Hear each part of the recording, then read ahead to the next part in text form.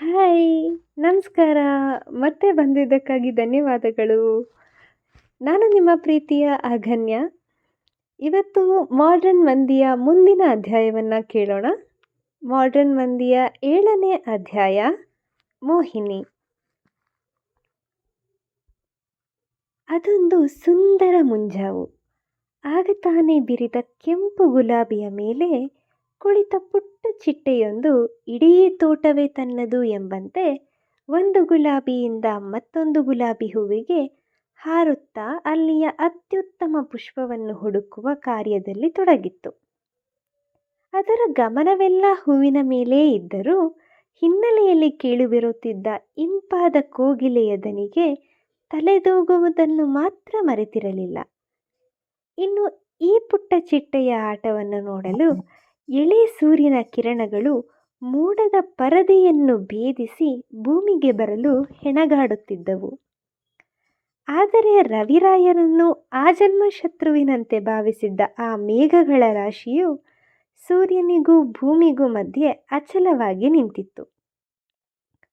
ತನ್ನನ್ನು ನೋಡಲು ಹವಣಿಸುತ್ತಿರುವ ಸೂರ್ಯದೇವನ ಅರಿವೇ ಇಲ್ಲದೆ ಪ್ರಶಸ್ತ ಪುಷ್ಪವೊಂದರ ಮೇಲೆ ಕುಳಿತು ಮಕರಂದ ಹೀರುತ್ತಿದ್ದ ಚಿಟ್ಟೆಯು ಇನ್ನೇನು ತನ್ನ ಮೇಲೆ ಬೀಳಲಿರುವ ಬಿಳಿ ಬಣ್ಣದ ವಸ್ತುವನ್ನು ಕಂಡು ಬೆದರಿ ಹಾರಿಹೋಯಿತು. ರೆಕ್ಕೆ ಇದ್ದ ಚಿಟ್ಟೆಯೇನೋ ಹಾರಿತು. ಆದರೆ ಪಾಪದ ಗುಲಾಬಿ ಹೂವು ಮೇಲಿಂದ ಬಿದ್ದ ಆ ಮೊಬೈಲಿನ ರಭಸಕ್ಕೆ ಸಿಲುಕಿ ಮುರಿದು ಬಿತ್ತು. ಕಾಲೇಜಿನ ಗೇಟ್ ಬಳಿಯ ಗಾರ್ಡನ್ನಲ್ಲಿ ಅಂದಿನ ಪರಿಚಯದ ಬ್ಯಾನರ್ ಕಟ್ಟಲು ಏಣಿಯ ಮೇಲೆ ಹತ್ತುವಾಗ ಕೈಯಲ್ಲಿದ್ದ ಮೊಬೈಲನ್ನು ಏನು ಮಾಡುವುದು ಎಂದು ಯೋಚಿಸದೆ ಬಾಯಲ್ಲಿ ಕಚ್ಚಿ ಹಿಡಿದಿದ್ದ ಹುಡುಗ ತನ್ನ ಸ್ನೇಹಿತನ ಯಾವುದೋ ಮಾತಿಗೆ ಬಾಯಿ ತುಂಬ ನಕ್ಕಿದ್ದರ ಪರಿಣಾಮ ಮೊಬೈಲನ್ನು ಕಚ್ಚಿ ಹಿಡಿದಿದ್ದ ತುಟಿಗಳು ಸಡಿಲಗೊಂಡು ಅವನ ಮೊಬೈಲ್ ಕೆಳಗಿದ್ದ ಹೂವಿನ ಗಿಡದ ಮೇಲೆ ಬಿದ್ದಿತು. ತನ್ನ ಆಯ್ಕೆಯ ಪುಷ್ಪವನ್ನು ಕೊಂದ ಪಾಪಿ ಹುಡುಗನನ್ನು ನೋಡಿ ಈಗಿನ ಕಾಲದ ಮಕ್ಕಳಿಗೆ ಒಂದು ಸಣ್ಣ ಕೆಲಸವನ್ನು ನೆಟ್ಟಿಗೆ ಜವಾಬ್ದಾರಿಯಿಂದ ಮಾಡೋಕ್ಕೆ ಬರೋದಿಲ್ಲ, ಇನ್ನು ಇವರೆಲ್ಲ ಎಲ್ಲಿ ಉದ್ಧಾರ ಆಗ್ತಾರೋ ಎಂದು ತನ್ನ ಸುತ್ತಲಿನ ಹಿರಿಯ ತಲೆಗಳು ಯುವಕರನ್ನು ಬೈಯುವಂತೆ ಹೇಳಿಕೊಂಡ ಚಿಟ್ಟೆಯು ಮತ್ತೊಂದು ಗುಲಾಬಿ ಹೂವನ್ನು ಹುಡುಕುತ್ತಾ ಹೊರಟಿತು. ಅಯ್ಯೋ, ಏಣಿ ಮೇಲೆ ಹತ್ತುವಾಗ ಈ ಮೊಬೈಲ್ ಹಿಡ್ಕೊಂಡೇ ಹತ್ತಬೇಕಾ? ನೋಡು, ಈಗ ಮೊಬೈಲ್ ಹಾಳಾಯ್ತೋ ಏನೋ ಎಂದು ಕಾಳಜಿಯಿಂದ ಮೊಬೈಲ್ ಬಿದ್ದಲ್ಲಿಗೆ ಓಡು ನಡಿಗೆಯಲ್ಲಿ ಬಂದರು ಸುಧಾ ಮೇಡಮ್. ಏನಿಲ್ಲ, ಸ್ವಲ್ಪ ಸ್ಕ್ರ್ಯಾಚ್ ಆಗಿದೆ ಅಷ್ಟೇ ಮೇಡಮ್. ಒಳ್ಳೆಯದೇ ಆಯಿತು, ಇದೇ ಕಾರಣ ಕೊಟ್ಟು ಅಮ್ಮನ ಹತ್ರ ಹೊಸ ಮೊಬೈಲ್ ತೆಗೆಸ್ಕೊತೀನಿ. ಕೆಳಗೆ ಬಿದ್ದಿರುವ ಮೊಬೈಲನ್ನು ಪರಿಶೀಲಿಸಿ ಖುಷಿಯಿಂದ ಹೇಳಿದ ಹುಡುಗ. ಏನು ಒಳ್ಳೇದಾಯಿತು ನಿನ್ನ ತಲೆ, ಮೊಬೈಲ್ ಬಿತ್ತು ಸರಿ, ಕೈ ಜಾರಿ ನೀನೇ ಬಿದ್ದಿದ್ರೆ ತುಸು ಕೋಪದಲ್ಲೇ ಹೇಳಿದರು ಸುಧಾ. ಓ, ನಾನೇ ಬಿದ್ದಿದ್ರೆ ಇನ್ನೂ ಒಳ್ಳೇದಾಗ್ತಿತ್ತು ಮೇಡಮ್. ಅಟ್ಲೀಸ್ಟ್ ಈ ನೀಟ್ ಎಕ್ಸಾಮ್ ಬರೆಯೋ ಟೆನ್ಷನ್ ಆದರೂ ತಪ್ತಿತ್ತು ಎಂದಿದ್ದು ಕೇಳಿ ಮುಂದೆ ಏನು ಹೇಳಬೇಕು ಎಂದು ತೋಚದೆ ಸುಮ್ಮನೆ ಯೋಚಿಸುತ್ತಾ ನಿಂತರು ಮೇಡಮ್. ಪರೀಕ್ಷೆಗಳು ಇಂದು ಪರೀಕ್ಷೆಗಳಾಗಿ ಉಳಿದಿಲ್ಲವೇಕೆ? ತಾವು ಓದು ಮುಗಿಸಿ ಪಾಠ ಮಾಡಲು ಶುರು ಮಾಡಿದ ನಂತರದ ಕಾಲಘಟ್ಟದಲ್ಲಿ ಈ ಪರೀಕ್ಷೆಗಳು ಯುದ್ಧಗಳಾಗಿ ಬದಲಾಗಿದ್ದು ಹೇಗೆ? ಮಕ್ಕಳ ಜೀವನದ ಹಾದಿಗೆ ದಾರಿದೀಪವಾಗಬೇಕಿದ್ದ ಪರೀಕ್ಷೆಗಳು ಇಂದು ಅವರ ಜೀವನವನ್ನೇ ದಾರುಣವಾಗಿಸುತ್ತಿದೆ. ಶಿಕ್ಷಣದ ಒಂದು ಭಾಗ ಮಾತ್ರವೇ ಆಗಬೇಕಾಗಿದ್ದ ಅವು ಇಂದು ಶಿಕ್ಷಣ ವ್ಯವಸ್ಥೆಯನ್ನೇ ತಲೆಕೆಳಗು ಮಾಡುತ್ತಿವೆ. ಮಕ್ಕಳ ಒಂದು ಸಾಮರ್ಥ್ಯವನ್ನು ಮಾತ್ರ ಅರಿಯಬಲ್ಲ ಪರೀಕ್ಷೆಗಳು ಇಂದು ಅವರ ಸಾವು ಬದುಕಿನ ಪ್ರಶ್ನೆಯಾಗಿದ್ದು ಎಷ್ಟು ಸರಿ? ಹೀಗೆಲ್ಲ ಯೋಚಿಸಲು ಶುರು ಮಾಡಿದ ಅವರ ಮನಸ್ಸಿಗೆ ಇನ್ನೂ ಹೆಚ್ಚಿಗೆ ಯೋಚಿಸುವ ಸಮಯಾವಕಾಶ ಇರಲಿಲ್ಲ. ಇಡೀ ಪರಿಚಯದ ಜವಾಬ್ದಾರಿಯನ್ನು ಹೊತ್ತಿದ್ದ ಅವರು ಮುಂದಿನ ಕೆಲಸಗಳ ಪ್ರಗತಿಯನ್ನು ಪರಿಶೀಲಿಸಲು ಹೊರಟರು. ಇತ್ತ ತೋಟದ ಅತ್ಯುತ್ತಮ ಗುಲಾಬಿ ಹೂವನ್ನು ಹುಡುಕುತ್ತಿದ್ದ ಪುಟ್ಟ ಚಿಟ್ಟೆಯ ದೃಷ್ಟಿಯನ್ನು ನಡೆದು ಬರುತ್ತಿದ್ದ ಆ ಬಿಳಿ ಗುಲಾಬಿಯು ಸೆಳೆಯಿತು. ಶುದ್ಧ ಬಿಳಿ ಬಣ್ಣದ ಸಲ್ವಾರ್ ತೊಟ್ಟಿದ್ದ ಆ ಗುಲಾಬಿಯು ಅದಕ್ಕಿಂತ ಪರಿಶುದ್ಧವಾದ ಕಣ್ಣುಗಳನ್ನು ಹೊಂದಿತ್ತು. ಸಲ್ವಾರ್ ಅಂಚಿನ ಚಿನ್ನದ ಬಣ್ಣದ ಬಾರ್ಡರ್ಗಿಂತ ಹೆಚ್ಚಾಗಿ ಅವಳ ಮೊಗದ ಚೆಲುವು ಮಿನುಗುತ್ತಿತ್ತು.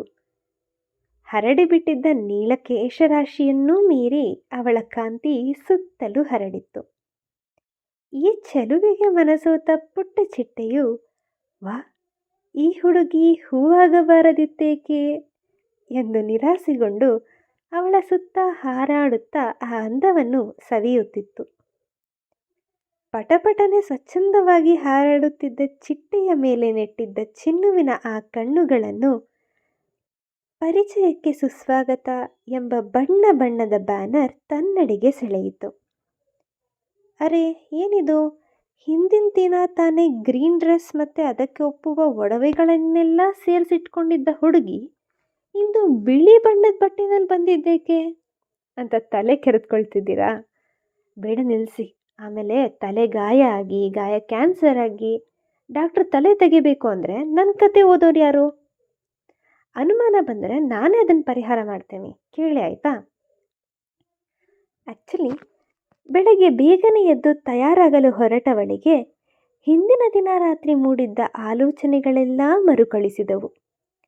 ಎಂದಿನಂತೆ ಮನಸ್ಸಿಗಿಂತ ಬುದ್ಧಿಯ ಮಾತನ್ನೇ ನಂಬುವ ಅವಳು ತಾನೇಕೆ ಅವನು ಹೇಳಿದ ಹಾಗೆ ಕೇಳಬೇಕು?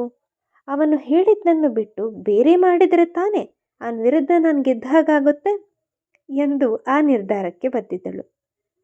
ಬುದ್ಧಿ ಹೇಳಿದ ಮಾತನ್ನು ಅಷ್ಟಾರು ಕೇಳದಿದ್ದರೆ ಹೇಗೆ ಹೇಳಿ? ಪುಣ್ಯ, ಅವನು ಕೂದಲಿನ ಕುರಿತು ಏನೂ ಹೇಳಿಲ್ಲವಾದ್ದರಿಂದ ಮೇಘ ಹೇಳಿದಂತೆ ತನ್ನ ನೀಳ ಕೇಶವನ್ನು ಹರಡಿಬಿಟ್ಟಿದ್ದಳು.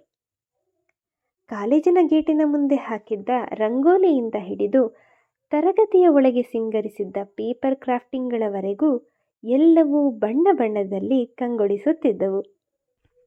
ನಡೆಯುವ ಹಾದಿಯ ಸುತ್ತಲೂ ಚಿತ್ತಾಕಾರವಾಗಿ ಜೋಡಿಸಿದ ಬಲೂನುಗಳನ್ನು ಗಮನಿಸುತ್ತಾ ಸಾಗುತ್ತಿದ್ದವಳ ಕೂದಲನ್ನು ಹಿಂದಿನಿಂದ ಯಾರೋ ಎಳೆದಂತೆ ಭಾಸವಾಗಿ ಕೋಪದಲ್ಲಿ ಇನ್ನೇನು ತಿರುಗಿ ನೋಡಬೇಕು ಎನ್ನುವಷ್ಟರಲ್ಲಿ ಕೂದಲನ್ನು ಎಳೆದ ಕೈಗಳು ಹಿಂದಿನಿಂದಲೇ ಅವಳನ್ನು ತಬ್ಬಿ ಹಿಡಿದವು.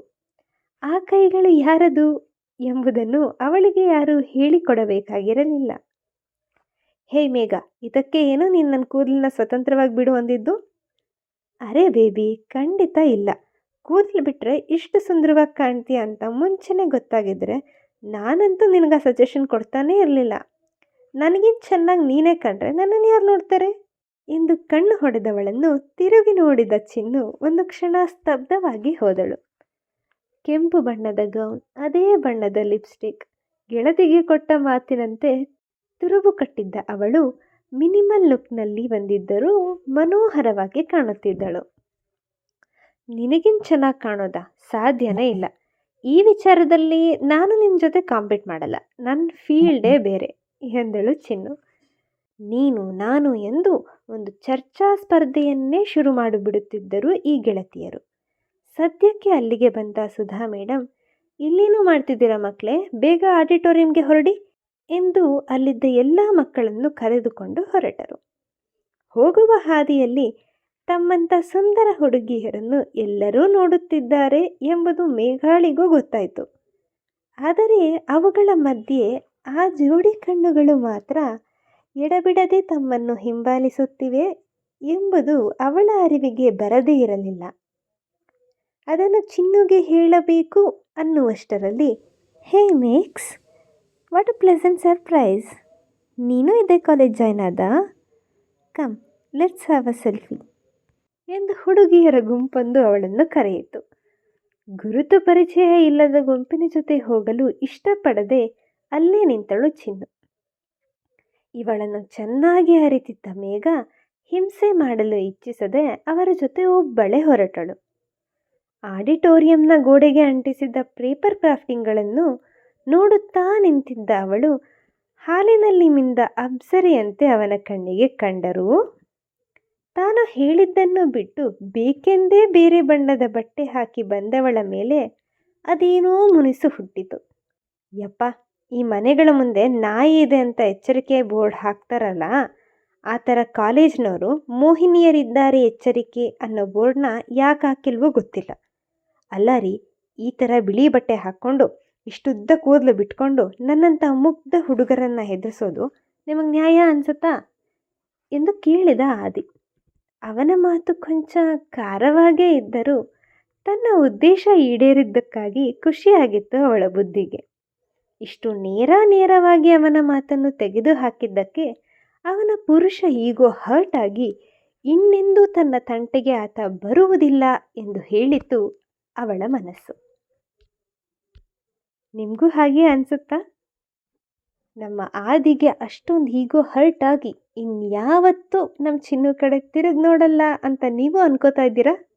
ಅಥವಾ ಹೀಗೋ ಎಲ್ಲ ಮನೆಗೆ ಹೋಗಲಿ, ನನ್ನ ಹುಡುಗಿ ನನಗೆ ಬೇಕು ಅಂತ ಆದಿ ಮಾತಾಡಿಸ್ತಾನ ಮತ್ತೆ ಅನ್ನೋದನ್ನು ನೋಡೋಣ ಮುಂದಿನ ಸಂಚಿಕೆಯಲ್ಲಿ. ಇದೇ ರೀತಿ ಸಪೋರ್ಟ್ ಮಾಡ್ತಾ ಇರಿ.